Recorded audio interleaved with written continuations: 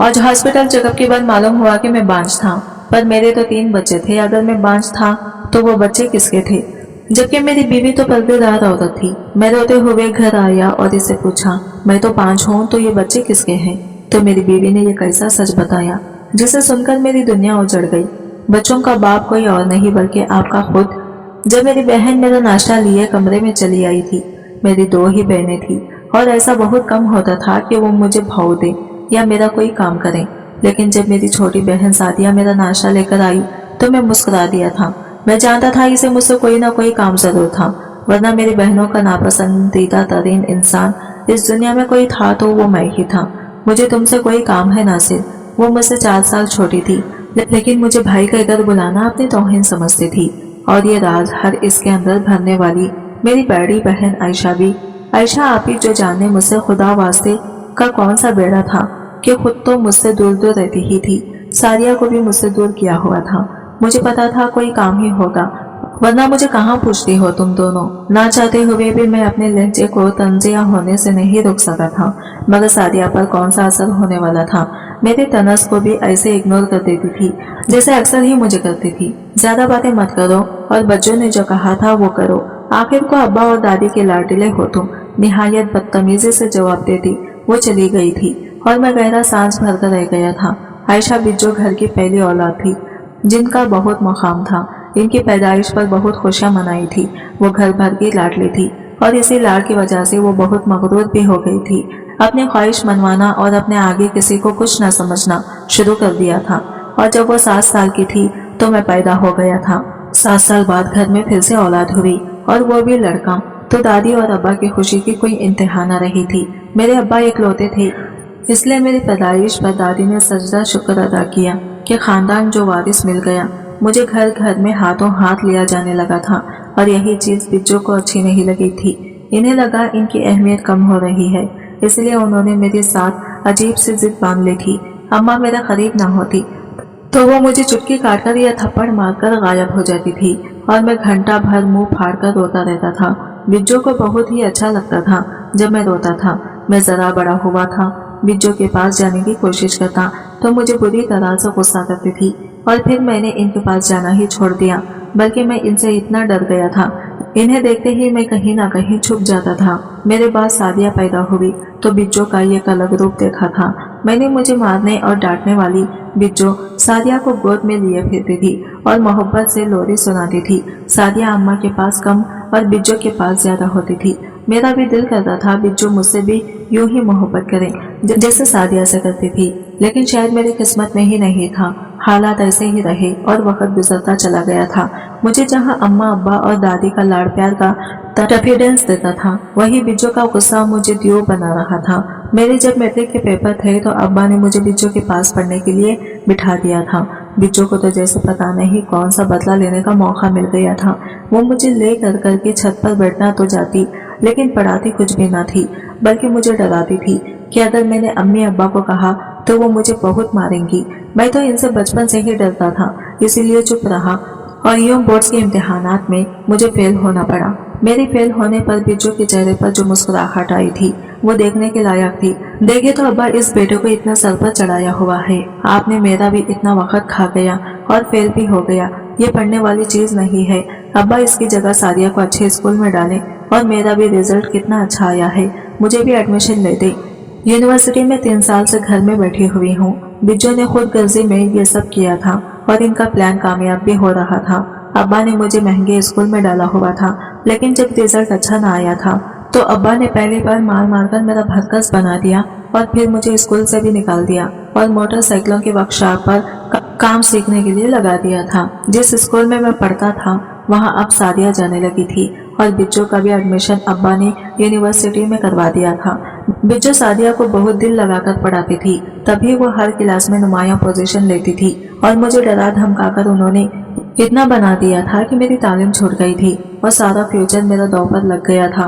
वक्त ऐसे ही गुजरता गया और मैं मोटरसाइकिल मैकेनिक बनकर रह गया था। बिज्जो की तालीम मुकम्मल हो गई और एक बहुत बड़े बैंक में वो नौकरी करने लगी थी। सादिया ने भी बोर्ड टॉप किया और अब्बा का सर फख्र से बुलंद कर दिया था। अब्बा को बेटियों ने बहुत फख्र महसूस करवाया था और मैं किसी खाते में ही नहीं रहा था। मेरी अहमियत घर से बिज्जो ख़त्म करना चाहती थी, लेकिन मोहब्बत को तो वो कम नहीं कर सकती थी।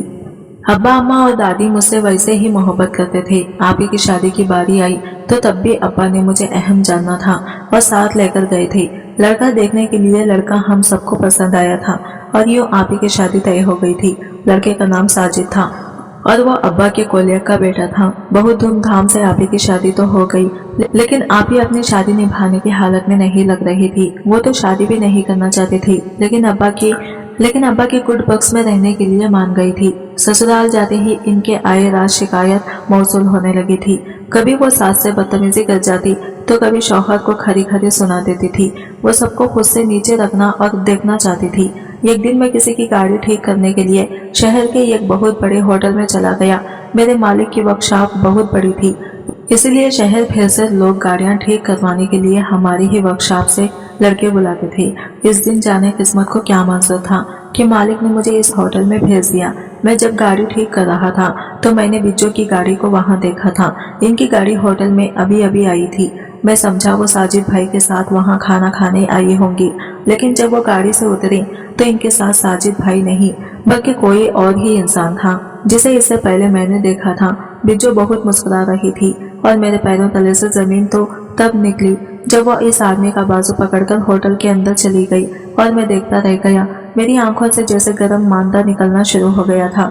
जो सोचे मुझे आ रही थी, मैं चाहकर भी सोचना नहीं चाहता था। मैं अपनी बिज्जो पर शक नहीं करना चाहता था और तब तो बिल्कुल नहीं कमाल का समझ बूझ रखने जब वो शादीशुदा थी। लेकिन मैं वाला जो इंसान था ऐसे होटल पर किसी मर्द के साथ आने का मतलब भी समझता था। मैं वहां किस लिए आया था मैं ये भूल चुका था और भागकर बिज्जो के पीछे ही होटल में दाखिल हुआ, जहां बिज्जो और वो आदमी रिसेप्शन पर खड़े थे। और अगले ही पल मुझे लगा आसमान मेरे सिर पर आ गिरा है। मेरे कदम मन के हो गए थे और मुझसे चलना दोभर हो रहा था। मेरे वहम साम बनकर मुझे डसने लगे थे और हकीकत जानकर मुझे साम सूम गया था। मैं वो मंजर कैसे भूलता जब मेरी सगी बहन जो शादीशुदा थी लेकिन किसी गैर मर्द के साथ वो होटल का कमरा लेकर गई थी। उफ, गैरतमंद लोग ऐसे वक्त में तो शर्म से मर जाते हैं। लेकिन मैं मजीद तस्दीक चाहता था, इसलिए रिसेप्शन पर गया। आयशा मैडम ने गाड़ी पार्क करने के लिए चाबी दी थी। वो अभी अभी ही आई है। होटल में मैं जान सकता हूँ वो किस कमरे में है ताकि मैं चाबी दे सकूं। इन्हें मैंने गाड़ी की चाबी दिखाई तो रिसेप्शन ने अजबात में सर हिलाया और फिर कंप्यूटर पर देखकर मुझे कमरा नंबर बता दिया। मैं शीशो बींच की कैफियत में था कि जाऊं या नहीं, लेकिन मुझे जाना ही था। जो मुझसे जितनी काला मर्जी नफरत करती, लेकिन वो मेरी बहन थी। इन्हें यूं अपनी जिंदगी बर्बाद करने में नहीं दे सकता था। बामुश्किल मैं इसे बताए गए कमरे के सामने पहुंचा। मैं कमरे में जाना चाहता था, लेकिन मेरे कदम आगे बढ़कर फिर रुक जाते थे। ये एक भरम था जिसे मैं कायम रखना चाहता था, लेकिन वो वक्त भरम रखने का नहीं था। वो वक्त गैरत दिखाने का था, एक भाई की तरह। हालत हो समझने और संभालने का था। मैंने कमरे का दरवाजे के हैंडल पर हाथ रखा तो वो खुलता चला गया था। बिज्जो लॉक करना शायद भूल गई थी और जैसे ही मैं कमरे में दाखिल हुआ था मेरे पैरों तले से जमीन निकल गई थी और आंखें फटी की फटी रह गई थी।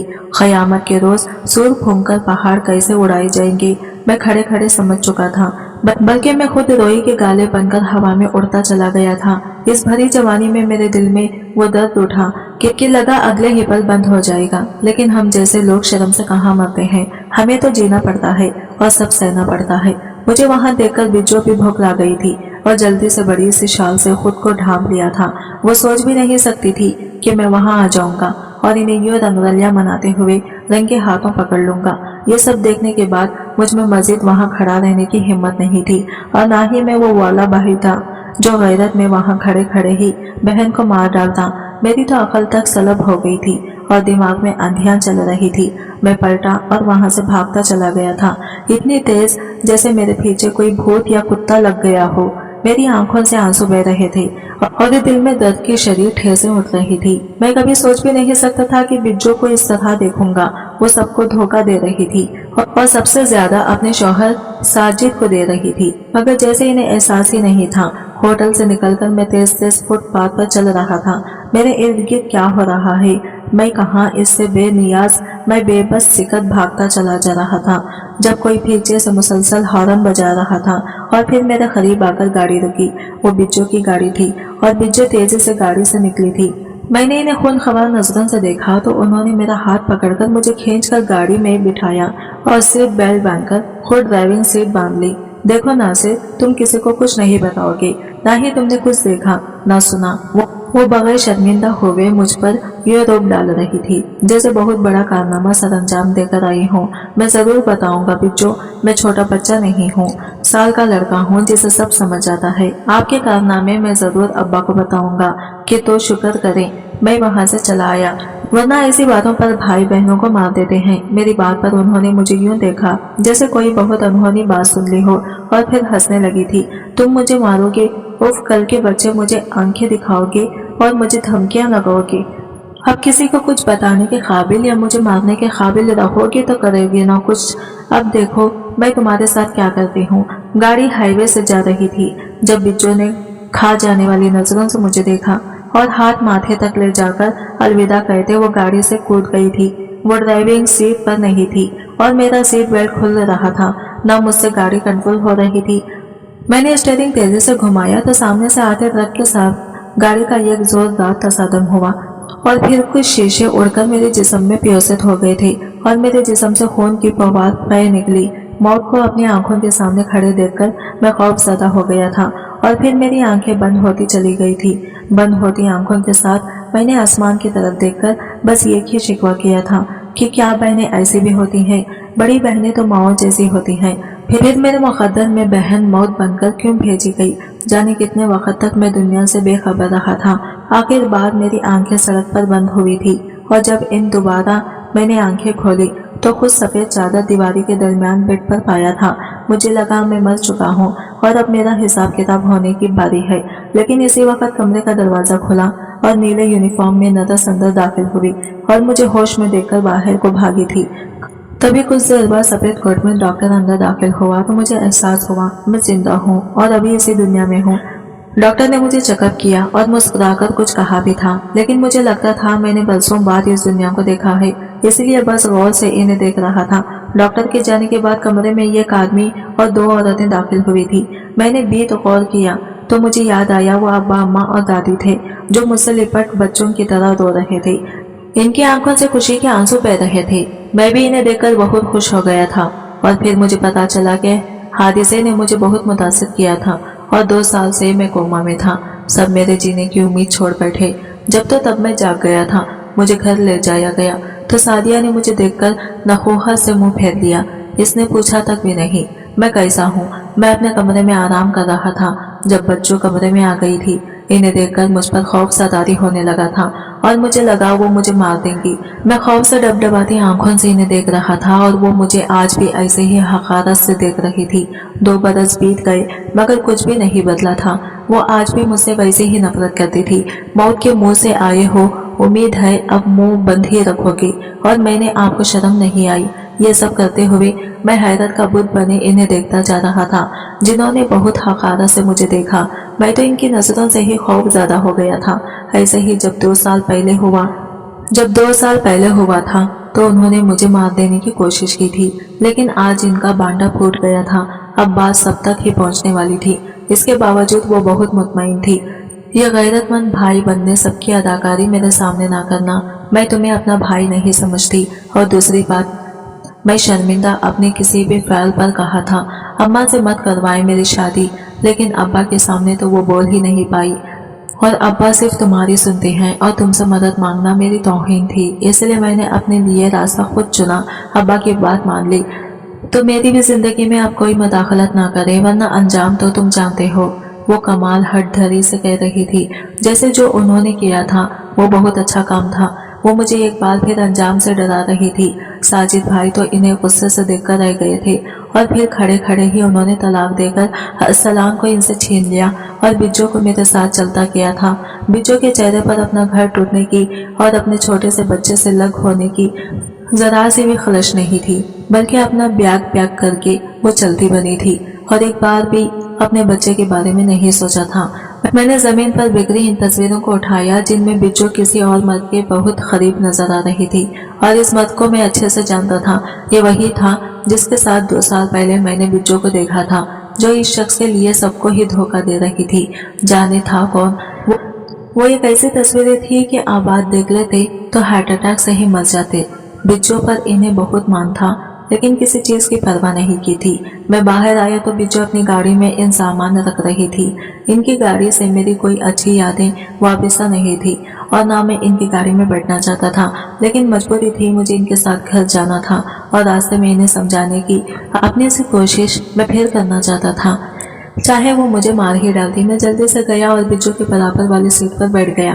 ناگواری سے مجھے دیکھتے بچو نے گاڑی ساجد بھائی کے گھر سے نکال دی تھی۔ بچو ابا یہ سب سنیں گے تو بہت صدمہ لگے گا انہیں، مجھے تو چپ کروا دیا تھا آپ نے، لیکن ساجد بھائی